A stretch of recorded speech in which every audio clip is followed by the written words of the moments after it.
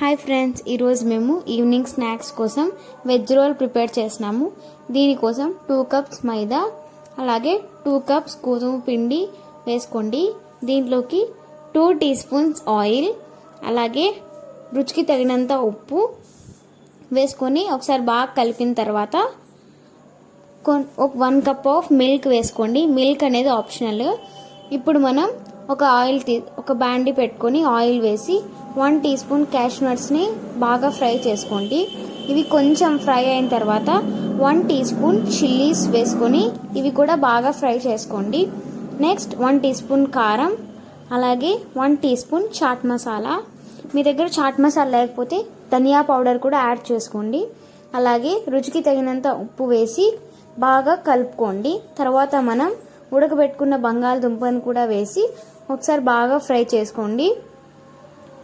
మీకు ఉడకబెట్టుకోవడం ఇష్టం లేకపోతే కట్ చేసి అయినా మీరు బాగా వేగిన తర్వాత వేసుకోండి.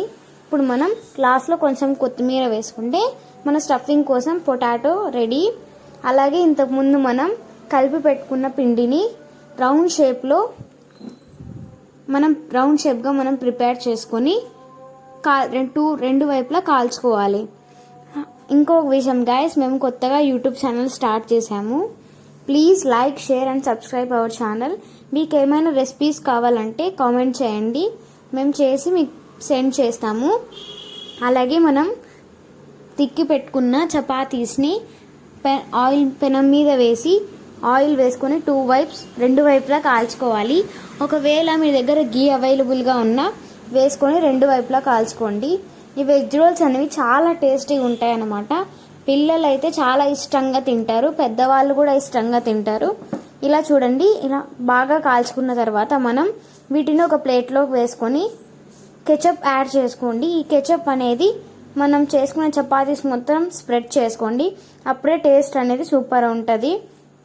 అలాగే ఈ గ్యాప్లో మనం కొన్ని వెజిటబుల్స్ని కట్ చేసి పెట్టుకోవాలి. మీ దగ్గర ఏ వెజిటబుల్స్ అవైలబుల్గా ఉంటే ఆ వెజిటబుల్స్ కట్ చేసి మీరు యాడ్ చేసుకోవచ్చు, అది మీ ఇష్టం. మేమైతే ఇక్కడ క్యారెట్, ఆనియన్స్ అలాగే బీట్రూట్ వేస్తున్నాము. మీకు ఇష్టం వచ్చిన వెజిటబుల్స్ యాడ్ చేసుకోండి. ఇందాక మనం చేసి పెట్టుకున్న పొటాటో స్టఫ్ని కూడా ఇలా స్ప్రెడ్ చేసుకొని పెట్టుకొని రోల్ చేసుకోవాలన్నమాట. ఈ రోల్ అయితే చాలా టేస్టీగా ఉంటుంది. టిఫిన్ మనం బ్రేక్ఫాస్ట్కి అయినా లేకపోతే పిల్లలకి స్నాక్స్గా అయినా ఇవి చేయొచ్చు. ఇలా మనం చక్కగా రోల్ చేసుకున్న వాటినన్నీ ఒక ప్లేట్లోకి తీసుకోండి. ఇలా మనం ప్లేట్లోకి తీసుకున్న తర్వాత నీట్గా హాఫ్కి కట్ చేసుకోండి.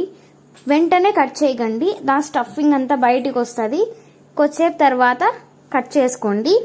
ఇలా కట్ చేసుకున్న వాటిని మనం ఒక ప్లేట్లోకి తీసుకొని గార్నిష్ చేసుకుంటే ఎంతో ఇష్టమైన వెజ్ రోల్స్ రెడీ.